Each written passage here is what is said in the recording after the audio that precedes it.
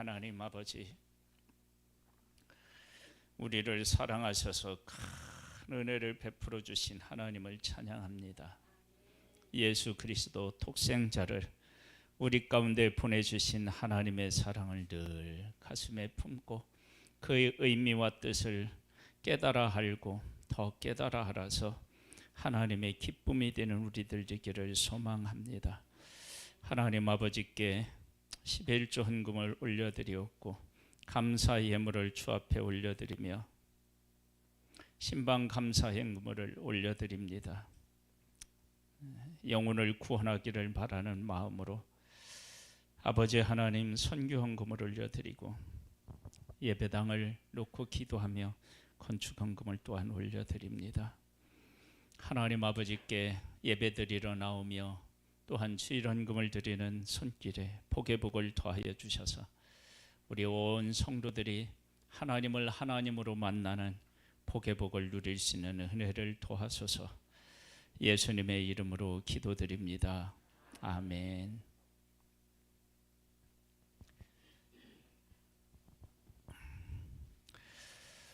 사무엘하 1장 말씀을 보겠습니다.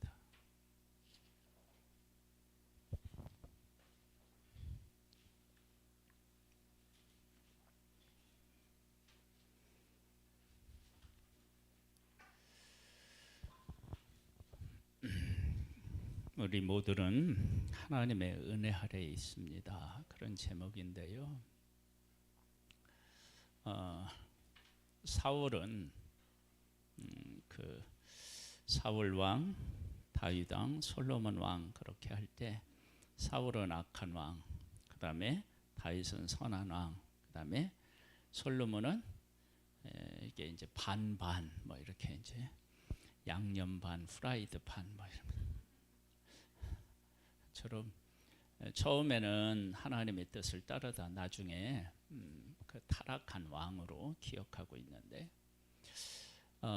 이 사울 왕은 하나님께서 처음으로 하나님의 백성을 이끌 왕으로 기름을 부었으니까 얼마나 하나님께서 사울에게 귀한 것을 맡기셨다는 것을 알 수 있고, 그리고 그 사울에게 어떤 사명까지도 주셨느냐 그러면 아말렉을 진멸하는 그런 사명을 주셨어요. 그래서 사울이 받은 은혜를 생각하면 정말로 엄청나고 귀하다, 이제 그렇게 알 수 있고, 그 다음에 사울이 누린 복 중에서 사람의 복이 있어요. 우리가 이제 그 새벽에도 나누었는데 다윗은요 선한 왕이었음에도 불구하고, 물론 이제 그가 밧세바 일로 범죄해서 그것이 이제 빌미가 돼서 자식들이 배반하는 반역하는 일이 생기는데, 사실 그런 의미로 보면은 요나단도 어떻게 해요? 얼마든지 그렇게 할 수 있잖아요. 그런데 그렇게 하나님 앞에 충성했던 다윗도, 신실했던 다윗도 아들 한 명이 아니라 아들들이 반역을 일으키는 그러한 일들이 있었어요. 그런데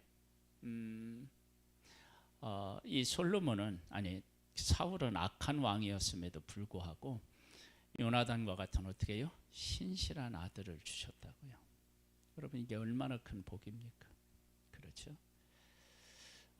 그런 복을 받았고, 그 복만이 아니라 다윗과 같은 신실한 충성스러운 충신인 다윗과 같은 사람을 주셨잖아요. 그리고 그것뿐만 아니에요. 오늘 우리들이 이제 그 사울이 그 받은 은혜를, 그런 것들을 하나하나 이렇게 우리가 짚어보면서 사울에게 베풀어 주신 은혜가 사실은 우리 한 사람 한 사람에게 베풀어 주신 하나님의 은혜라고 하는 사실을 알 수가 있어요. 어떤 은혜를 이제 받았느냐? 그럼 이런 은혜를 받았어요. 먼저 사무엘상 31장으로 한번 가보세요. 한 장만 앞으로 가보면 있으니까요. 블레셋과 이스라엘 사이에 전쟁이 있었습니다. 그 전쟁에 대한 얘기가 이렇게 나와요. 블레셋 사람들이 이스라엘을 침해 이스라엘 사람들이 블레셋 사람들 앞에서 도망하여 길보아 산에서 엎드러져 죽으니라. 블레셋 사람들이 사울과 그의 아들들을 추격하여 사울의 아들 요나단과 아비나답과 말기스와를 죽이니라. 사울이 패전함에 활 쏘는 자가 따라잡으니 사울이 그 활 쏘는 자에게 중상을 입은지라. 그가 무기 든 자에게 이르되 네 칼을 빼어 그것으로 나를 찌르라.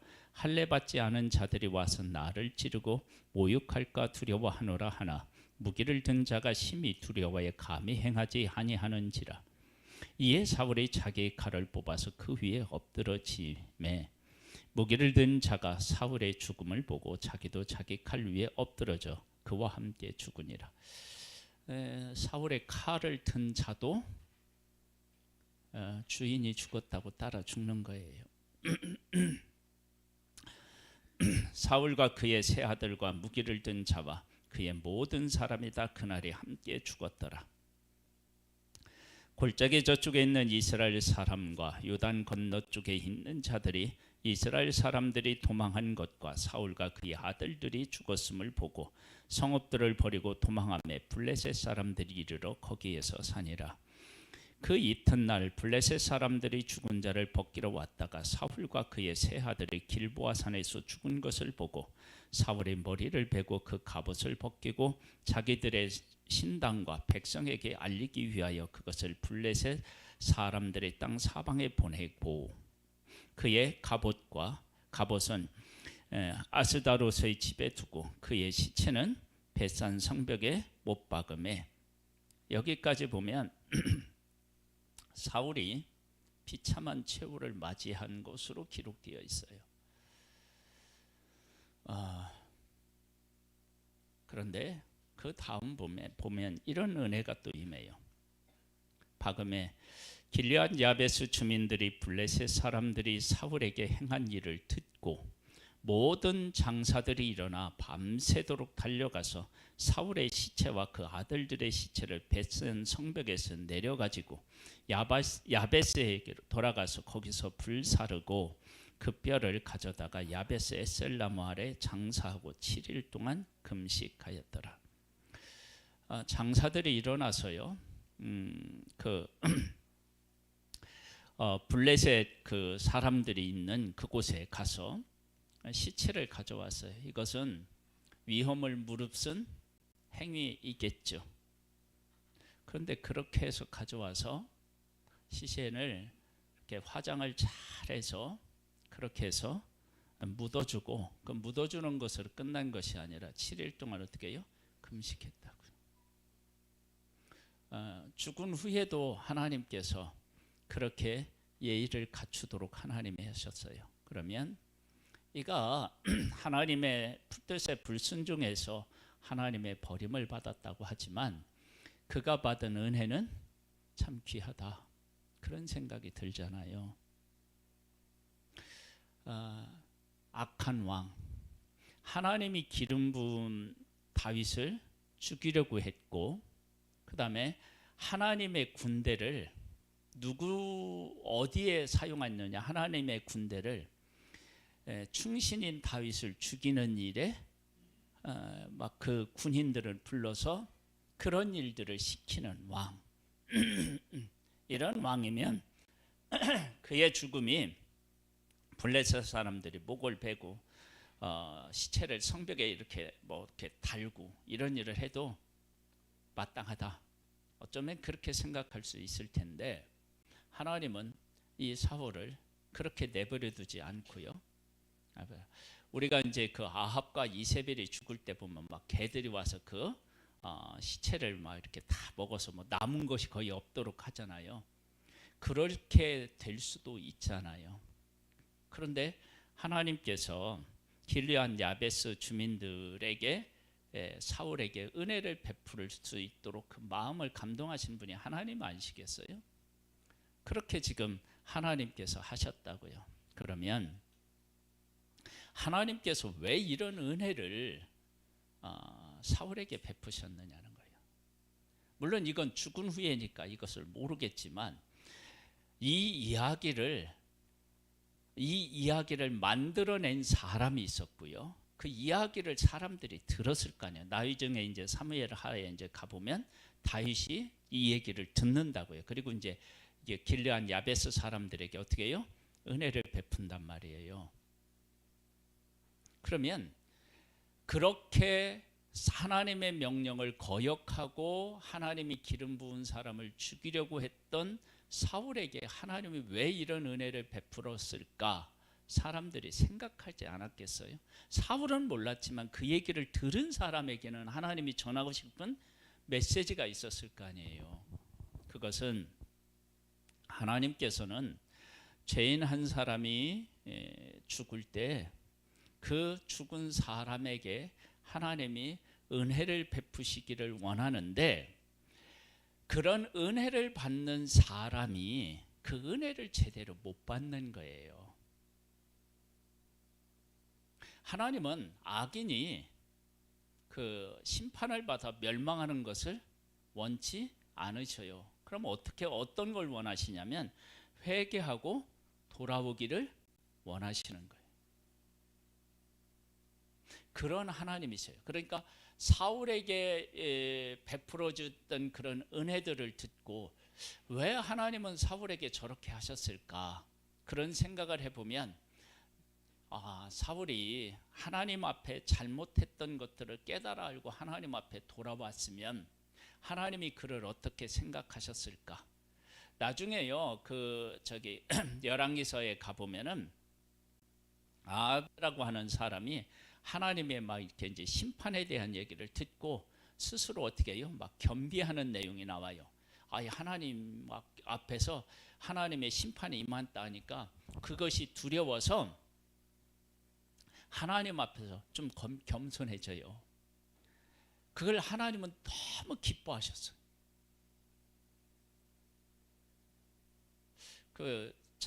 그런 것을 보면 하나님은 속도 없다, 그런 생각이 가끔 들어요.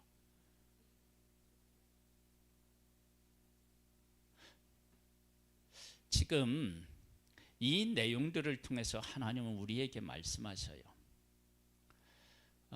뭐냐면 네가 죄를 지은 것, 그건 분명히 잘못한 일이지만 나는 그 잘못한 일로 인해서 너를 심판하려고 하는 것이 목적이 아니고 네가 회개하고 내 앞으로 돌아오기를 바라는 마음이 있어.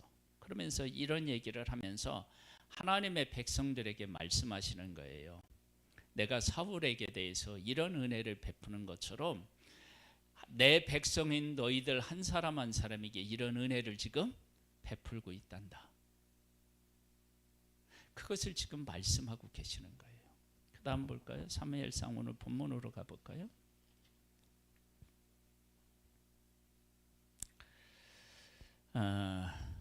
이런 얘기가 나와요. 어떤 얘기가 나오느냐 그러면 23절을 한번 보세요. 23절. 사울과 요나단이 생전에 사랑스럽고 아름다운 자이러니 죽을 때도 서로 떠나지 아니하였도다. 그들은 독수리보다 빠르고 사자보다 강하였도다. 요나단이라고 하는 사람은요, 참 이 사람이 대단해요. 그러니까 요나단이라고 하는 사람을 통해서 하나님께서는 누구에게 은혜를 베풀고 계시다는 것을 이제 보여주느냐 그러면 사울에게 은혜를 베풀어 주고 계시다는 것도 보여주고 다윗에게도 은혜를 베풀어 준 것을 보여줘요. 그러면서 이 요나단은 자기의 삶은 십자가를 져요. 십자가. 왜냐하면 아버지와 함께 이스라엘 하나님의 백성을 다스리는 일에도 열심을 다하고 또 아버지가 충신인 다윗을 죽이려고 하는 일도 또 어떻게 해요? 막아서고 이 두 가지를 하면서 고통을 겪어요. 근데 그 일을 감당하고 결국에는 아버지와 함께 전쟁터에 가서 하나님의 백성을 보호하고 구하려다가 죽어요. 하나님께서 사울과 같은 그런 악한 왕에게 이런 아들이면서 이러한 또 뭐라고 얘기할 수 있느냐면 군인이면서 또 충신이면서 이런 귀한 사람을 하나님에게 주셨다고요. 그런데 이런 하나님의 은혜를 사울이 깨달아 알지 못하고 요나단을 어떻게 해요? 죽이려고까지 했다고요. 그런데 그렇게 하는 것을 알면서도 요나단은 아버지와 함께 전쟁에 나갔다고요. 그러면 하나님께서 그 요나단을 통해서 사울에게 베풀어 주신 그 은혜가 얼마나 큰지를 알 수 있죠. 여러분은 이걸 잘 깨달아 알아야 돼요. 뭐냐면 우리가 하나님하고 깊은 교제를 나누잖아요. 이제 하나님을 이렇게 만나고 하나님과 교제를 나누면 인간적으로는 내가 그 사람하고 이렇게 상대하고 싶지 않은데 하나님이 뭐라고 하시느냐면 그러면 안 되지. 너 그러면 안 되지. 그런 마음을 하나님이 어떻게 해요? 주신다고요. 그러면 어떻게 되냐면 그 하나님의 뜻에 순종해야 돼요. 그러면 그러한 일들이 아마 요나단에게도 있었을 가능성이 크지 않겠어요? 그러면 그렇게 요나단을 하나님께서 감동시켜서 사울 곁에 있게 하고 그 아버지인 사울하고 끝까지 함께 하도록 하나님께서 사울을 주관하셨다라고, 아니 요나단을 주관하셨다고 한다고 하면 하나님이 사울에게 베풀어 주신 은혜가 얼마나 큰지를 알 수 있어요. 근데 이 이야기는 죄인인 사람들에게 하나님은 지금도 그런 은혜를 어떻게 해요? 베풀고 계시다라고 하는 사실을 우리에게 보여줘요. 그런데 이런 은혜가 나에게 임하였다라고 하는 것, 임하고 있다는 사실을 깨달아 알고 하나님에게로 돌아오는 사람은 복 있는 사람이고 그것을 깨닫지 못하는 사람들은 망하는 거예요. 그래서 하나님의 은혜가 부족하거나 없어서 망하는 사람이 이 세상에 단 한 사람도 없습니다. 하나님은 모든 사람에게 은혜를 베풀어 주셔요. 그래서 예수님을 우리 가운데 보내주실 때 언제 보내주셨다고요? 우리가 아직 죄인 되었을 때에, 우리가 죄인으로 있을 때 예수 그리스도께서 우리를 위해 이 땅에 오시고 십자가에서 죽으시고 우리의 죄를 용서하셔서 하나님의 자녀로 어떻게 해요? 삼으셨다고요. 우리가 죄인으로 있을 때, 그것이 하나님 아버지의 사랑입니다. 근데 그 사랑을 지금 우리들에게 베풀고 계셔요. 그런데 보통 사람들은 어떻게 생각하느냐? 그러면 사울로 한번 설명하면 이래요.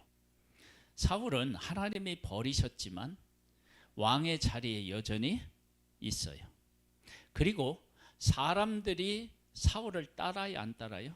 따라요. 그렇게 되니까 이렇게 따르고 왕위에 있으니까 하나님으로부터 버림받았다는 사실을 제대로 인식 못하는 거예요. 그러면 그렇게 버림받았다는 것을 인식하지 못하도록 하나님께서 어떻게 하셨다는 거예요? 은혜를 베푸셨다는 거예요. 근데 그 은혜 베푸신 것을 기억 못하고 어떻게 되냐면 내가 지금처럼 살아도 된다고 착각하는 경우가 있다고요. 근데 대부분의 사람들이 그렇게 착각을 하는 거예요. 그것이 곧 뭐냐면 우리 인생이 망하는 길이에요. 그때 하나님의 은혜를 깨달아 알고 하나님 앞에 돌아오면 하나님께서 그 품에 안으시고 그에게 긍휼을 베풀어 주시고 새로운 인생을 살아갈 수 있도록 함께 하시는 거예요. 그 다음에 요나단과 길리앗 야베스 사람들이 장례를 치루어졌어요. 그리고 나서 요나단과 같은 그런 아들을 주시고요. 그 다음에 1장 17절로 가보면 이렇게 나와요. 다윗이 이 슬픈 노래로 사울과 그의 아들 요나단을 조상하고 명령하여 그것을 유다 족속에게 가르치라 하였으니 곧 활노래라. 야살의 책에 기록되었으되 그렇게 나와요. 근데 이 노래가 어떤 상황 속에서 나왔느냐? 다윗 때문에, 아니 사울 때문에, 사울 왕 때문에 다윗은 블레셋으로 피해서 블레셋에 가서 어떤 일까지 겪느냐면 미친 채 하는 일도 겪고요. 그 다음에 그곳에 가서 또 뭐예요? 하나님의 백성과 싸울 뻔도 했고, 그 다음에 그곳에 갔기 때문에 또 어떤 일도 생기냐면 자기에게 속한 모든 것, 짐승이고 사람까지 다 어떻게 해요?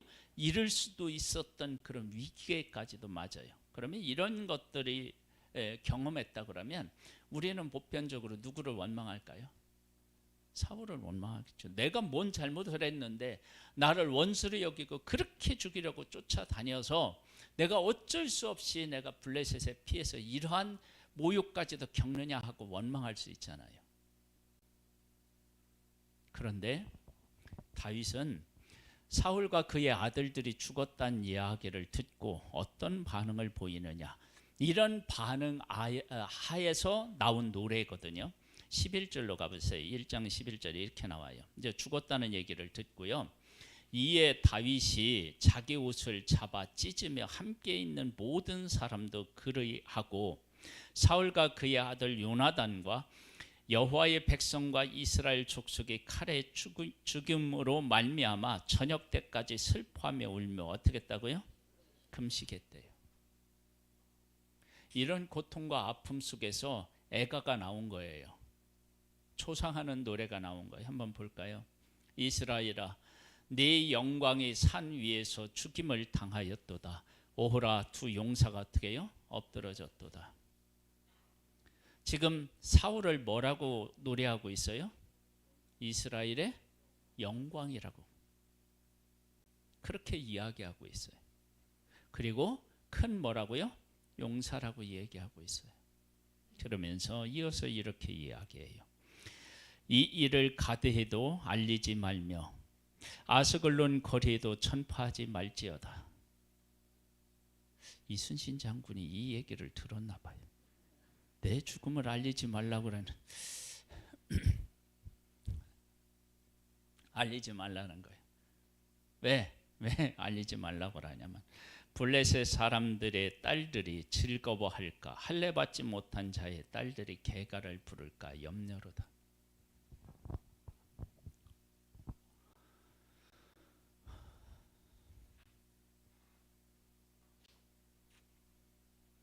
하나님께서 하나님의 사람 다윗을 통해서 사울의 죽음에 대해서 슬퍼하는 노래를 부르게 하셨어요.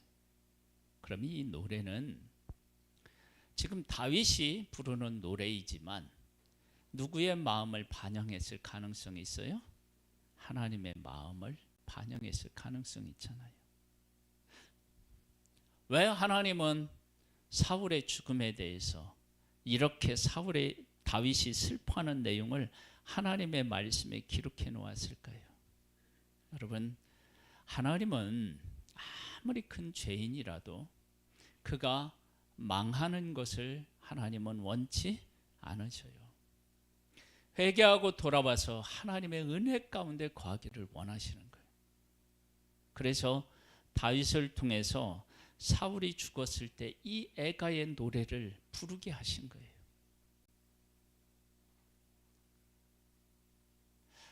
다윗이 슬퍼하는 것보다 누구의 슬픔이 더 컸을까요? 하나님의 슬픔이.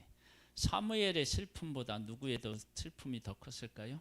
하나님의 슬픔이 더 큰 거예요. 하나님은 심판의 하나님이시지만 그 심판을 하시는 하나님이 야, 너 죄졌으니까 심판받아야 마땅하다. 그래가지고 심판하실 때 즐기시는 분이 아니셔요. 만약에 그런 하나님이시라면 독생자 예수 그리스도를 이 땅에 보내서 십자가에 못 박으실 리가 없죠. 우리는 이 엄청난 하나님의 은혜와 사랑에 대해서 깊이 우리가 묵상해야 돼요. 하나님은 우리가 잘못된 것을 회개하고 돌아오기를 원하셔요. 얼마만큼 은혜를 베푸시느냐? 이가 죽을 때까지도 하나님 어떻게 해요? 은혜를 베푸고 죽은 후에도 은혜를 베풀어서 살아있는 사람들에게 야, 내가 사울이 왕이었기 때문에 이렇게 은혜를 베푸는 것이 아니야. 사울이 지은 죄를 생각해봐. 내가 기름 부어 세운 다윗을 죽이려고 했어. 그런데 그 다윗, 내가 영을 주어서 내 영으로 인도함을 받는 다윗이 그를 2번이나 어떻게 해요? 용서했다고. 그 다윗이 한 일이 아니에요. 하나님이 그를 살려준 거예요. 그러면서 이러한 일들을 통해서 하나님의 은혜가 얼마나 큰지를 깨달아 알고 회개하고 어떻게 해요? 돌아오기를 원하셨던 거예요.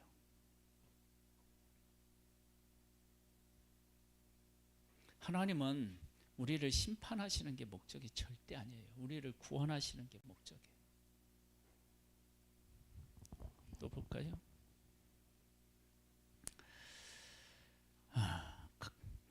길보아 산들아 너희 위에 이슬과 비가 내리지 아니하고 재물 낼 밭도 없을지어다. 거기서 두 용사의 방패가 버림받음이니라. 곧 사울의 방패가 기름 부음을 받지 아니함 같이 되미로다. 뭐냐면 이들이 죽은 땅은 어떻게 된다고요? 저주를 받아야 된대요. 왜냐하면 이 큰 용사들이 쓰러진 곳이기 때문에 그렇다는 거예요.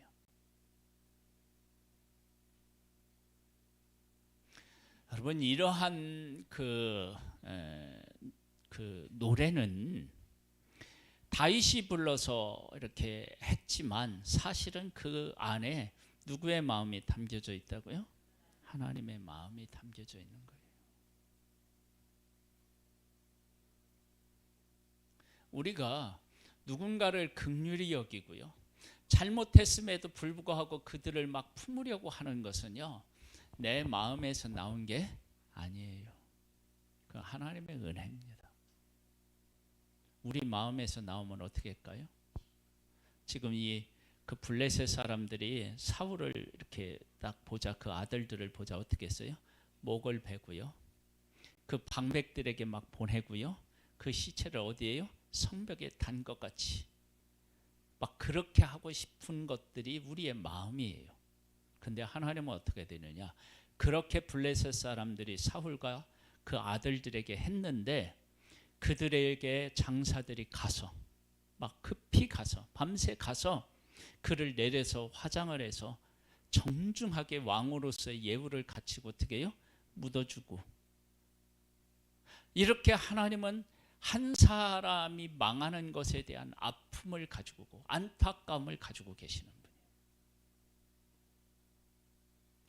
이 모습을 저는 예수님에게서 제가 찾아볼 수 있는데, 예수님이 겟세마네 동산에서 기도하실 때 땀방울이 뭐와 같이 변해요? 피같이 변해요. 그러면서 예수님이 이런 기도를 하셔요. 이 잔을 내게서 어떻게 해요? 옮기시옵소서. 그러나 내 뜻대로 마시고 아버지 뜻대로 하옵소서 하잖아요. 왜 이 잔을 옮겨달라고 하셨을까? 여러분, 십자가는 고통스러운 형벌임에 틀림이 없어요. 그거보다 고통스러운 게 없다고 그래요. 근데 예수님은 그 십자가를 지기 위해 오셨어요. 근데 오셨는데 예수님을 은삼십에 판 가룟 유다를 향하여 뭐라고 하냐면 네가 차라리 나지 않았으면 좋았을 것이라고 안타까워하셔요. 그러면 예수님이 겟세마네 동산에서 땀방울이 핏방울로 변한 건요, 예수님은 십자가를 지셔야 돼요. 맞아요. 그런데 예수님이 십자가를 지면 그 십자가를 예수님이 지는 것 때문에 망하는 사람이 생겨요. 그 대표적인 사람이 누구예요? 가룟 유다예요. 가룟 유다.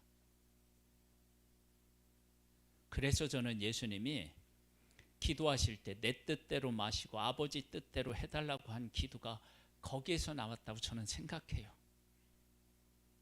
그리고 그 고통이 얼마나 컸으면 땀방울이 어떻게 해요? 핏방울로 바뀌는 거예요. 저는 그렇게 생각한다고요.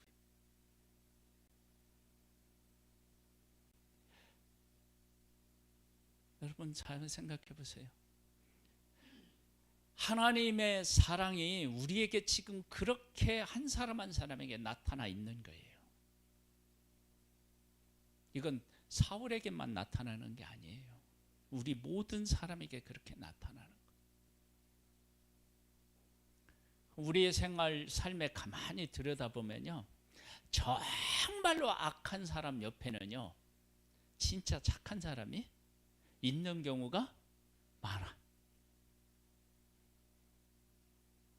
왜 그러느냐? 그 악한 사람에게도 하나님이 베푸시고자 하는 은혜가 있음을 깨닫게 하려고 하는 거예요. 그리고 그 은혜를 베풀고 계시는 거예요.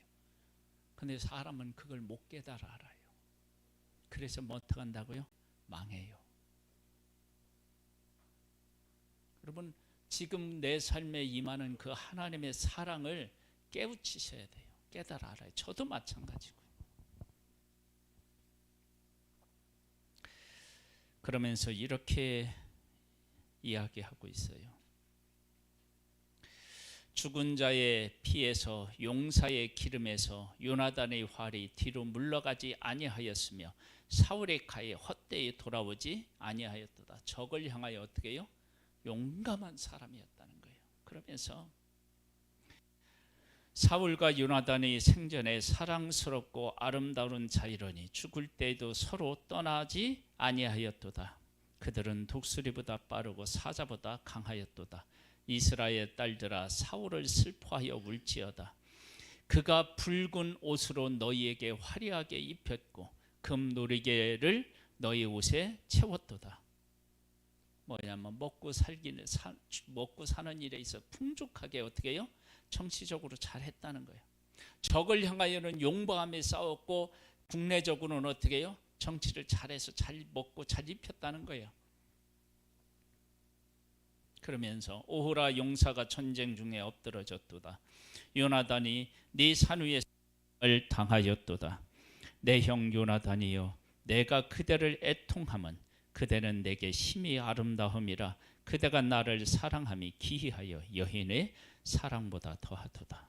오호라 두 용사가 엎드러졌으며 싸우는 무기가 망하였도다 하였더라. 다윗을 통해서 슬퍼하는 것을 통해 다윗이 슬퍼하는 것을 통해서 하나님이 사울이 하나님 앞에 돌아오지 못하고 그렇게 큰 은혜를 베풀었는데 은혜를 깨닫지 못하고 이렇게 하는 것에 대한 안타까움과 아픔을 지금 표현하고 있다고.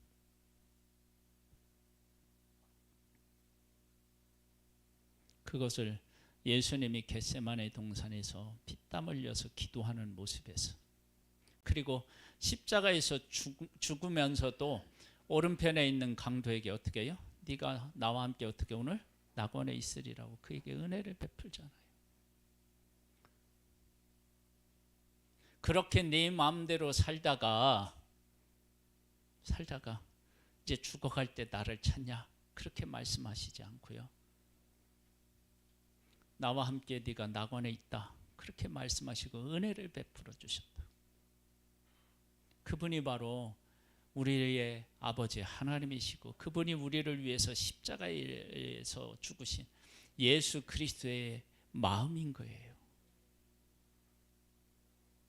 여러분, 이렇게 사랑하고 이렇게 은혜를 베푸시는 하나님과 예수 그리스도를 떠나서 어디로 갈 거예요?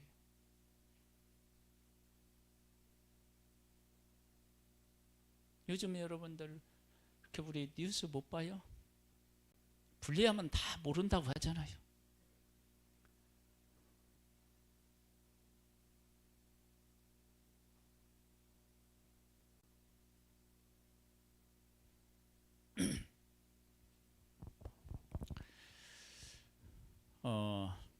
올해 그 빌라 사기 치는 거 있죠. 인천에 많더라고요. 부평에 많아요. 내어서 나왔는데 그렇게 해서 생긴 돈이 1조 4천억인가요? 여러분, 세상은 자기를 위해서 수많은 사람을 속이고 고통 속으로 몰아넣는 거예요. 하나님은 한 사람의 죄인이 회개하지 않고 죽는 것을 그렇게 슬퍼하고 애통해하는 거예요. 그래서 우리가 어떻게 해야 되느냐? 하나님의 용서와 사랑을 깨닫고 하나님 앞에 은혜를 구하는 우리들도 돼야 되고, 아직도 죄 가운데 있으면서 그 은혜와 사랑을 모르는 자들에게 이 은혜와 사랑을 어떻게 해야 될까요? 전해야죠. 근데 말로만 전하면 안 되니까 어떻게 해요? 다윗처럼 사울에게 그렇게 자기의 삶으로 증명해낸 것처럼 우리도 그렇게 해야 돼. 맨날 막 하나님의 복을 주세요 막 이렇게만 하나님 앞에 기도하지 말고, 나라고 하는 한 사람을 통해서 그와 같은 하나님의 사랑과 은혜가 원수처럼 망해도 마땅한 그 사람에게 흘러가기를 원하시는 그 하나님의 마음을 따라 내 힘으로는 안 되지만 주님이 주신 힘으로 그러한 일들을 감당해 나간다면 하나님이 우리를 얼마나 기쁘게 여기시겠어요. 그 일을 잘 감당한 이 다윗을 향하여 하나님은 뭐라고 하셨느냐? 내 마음에 합한 사람이라 내 뜻을 그를 통해서 어떻게 해요? 다 이루시겠다, 그렇게 말씀하셨다고요. 여러분, 이렇게 하나님의 마음과 하나님의 사랑을 받아들이고 그것을 그렇게 우리가 경험하여 누리고 그것을 위해서 살아가는 삶을 성숙한 삶, 성숙한 그리스도인이라고 하는 거예요. 그러는 복된 그런 삶을 경험하시고 그것을 또 누리시고 그것을 위해 또 살아가셔서 하나님의 기쁨이 되는 우리들 되기를 주님의 이름으로 축복합니다.